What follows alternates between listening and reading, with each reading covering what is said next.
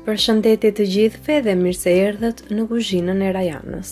Sot për ju kam sjellë një recetë me patate që mund ta përgatisni për drekën ose darkën tuaj. Është një nga ato recetat që përgatitet shumë thjesht dhe në fund fare del me shumë shije. Unë këtë recetë e përgatis gjithmonë për familjen time dhe të gjithë ne e preferojmë shumë. Shpresoj shumë që edhe ju kur ta provoni të bëhet një nga recetat e preferuara të familjes suaj. Tani le të nisim pa humbur kohë me përgatitjen e recetës. Për përgatitjen e kësaj recete, ne do të përdorim 3 ose 4 patate të mëdha. Sasia e patateve që do të përdorni varet gjithmonë se sa antar jeni në familjen tuaj dhe se sa të madhe keni tepsinë ku do të përgatisni këtë lloj tave. Për mua 4 patate të mëdha janë mjaftueshëm. Në fillim, ajo që do të bëjmë është që do të pastrojmë patatet duke u hequr atyre lëkurën dhe më pas i ndajmë patatet në mes. Kur i ndajmë patatet në mes, tani thjesht do ju heqim pak pjesën e mezit të patateve dhe duke u krijuar patateve në mes një hapësirë të tillë ku të kemi mundësi që të mbushim patatet me harxhin që do të përgatisim pak më vonë. Kur të pastroni patatet në pjesën e tyre të mesit, keni parasysh që patatet mos i lini shumë të holla, pasi gjatë zjerjes së tyre, ato mund të shtypen fare. Prandaj, mirë është që të hiqni shumë pak nga pjesa e mesit të patateve. Pjesën e patateve që ju hiqni gjatë pastrimit të mesit të tyre, nuk e hidhni, por e presim në copa shumë të imta në mënyrë të tillë që ta përdorim gjatë përgatitjes së mbushjes së patateve. Pra si që shikoni, unë të gjitha pjesët e mezit që kam hequr nga pastrimi patateve, i kam prerë sa më imët që kam pasur mundësi dhe më pas i kam lënë gati për mbushjen. Pasi i mbaroni patatet së pastruari, i vendosni ato në një tepsi ose në një tenxhere dhe u hedhim ujë në mënyrë që të mos nxihen. Do i lëm patatet në këtë mënyrë derisa të përfundoj me pjesën tjetër të recetës. Tani që patatet i kemi gati, do të nisim me pjesën e mbushjes. Për pjesën e harxhit të patateve, në një tenxhere ose në një tigan, do të shtojmë vaj ulliri dhe aty do të shtojmë një kokër qep të grirë imët. Gjithashtu në tigan do të shtojmë edhe 1 ose 2 thelpinj hudhre të prerë imët.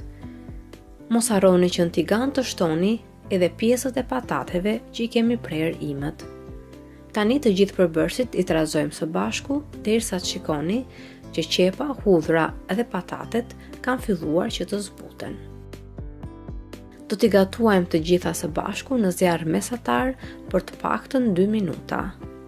Dhe kur shikoni që patatet janë zbutur mjaftueshëm, megjithatë ju jeni të lirë të përdorni çfarëdo lloj erëze që preferoni.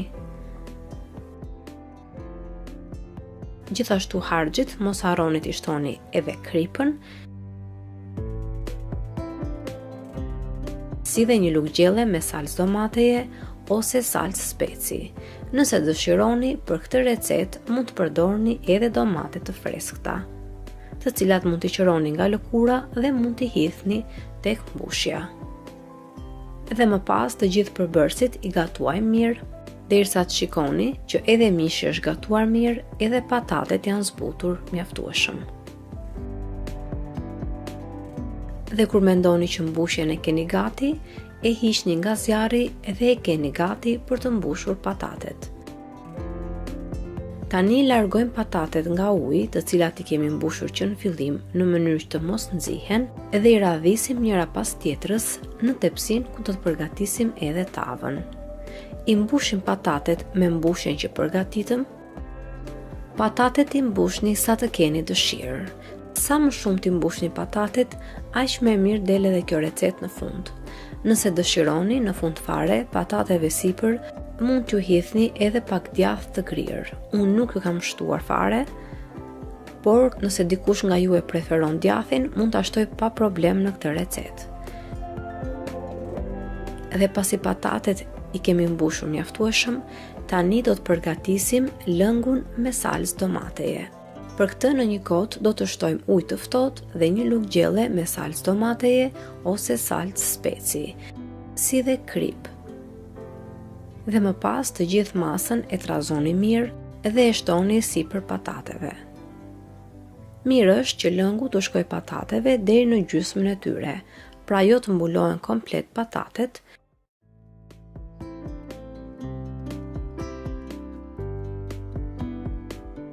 Dhe më pas, tavën e mbuloj me një letër alumini ose letër përpjekje dhe e fusim në furrë në 200°C dhe e lëm që të piqet për rreth 30 ose 35 minuta në këtë mënyrë.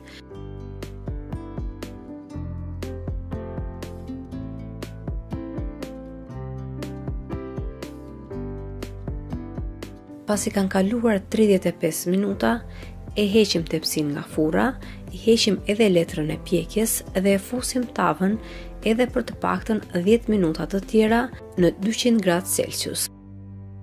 Edhe më pas, tavën e keni gati. Pra në total, për pjekjen e kësaj tave ju duhen diku te 40 minuta në 200°C.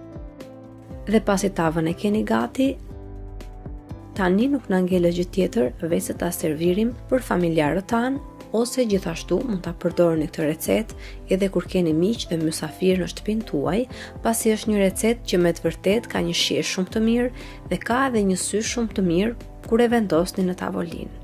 Jam e sigurt që të gjithë në familjen tuaj do ta preferojnë. Është një metodë pak ndryshe nga mënyra se si mund t'i servirni dhe t'i gatuani patatet në shtëpinë tuaj. Unë shpresoj shumë që të ketë pëlqyer kjo recetë dhe nëse po, mos hezitoni t'i jepni asaj një like, si dhe ta shpërndani me miqtë dhe familjarët tuaj në rrjetet sociale. Gjithashtu, mos nguroni të abononi në kanalin tim, si dhe të shtypni zilin e vogël anash kanalit, në mënyrë që të njoftoheni sa herë në kanal postohen recetat e reja. Ju falenderoj të gjithëve që më ndiqni dhe më komentoni gjithmonë në videot e mia. Ju uroj ditë sa më të bukura pranë familjarëve tuaj. Bashkë do dëgjohemi sërish në videon e radhës. Deri atëherë, Zoti ju bekatoft të gjithëve.